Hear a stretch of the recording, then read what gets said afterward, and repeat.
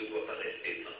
En tant que sentinelle, elle nous démontre la réalité de l'impact des pesticides sur l'environnement. Et les dangers sont tout aussi importants pour les humains.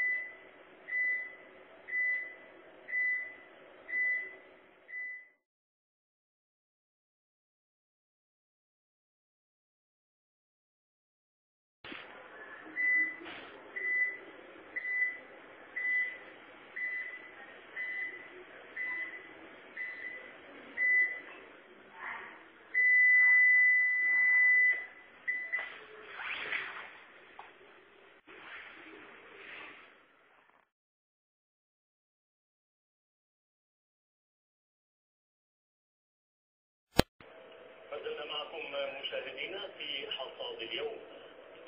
وفي حصاد الجمعة الاقتصادي، العراق يوافق على تمديد العمل لصفقة تزويد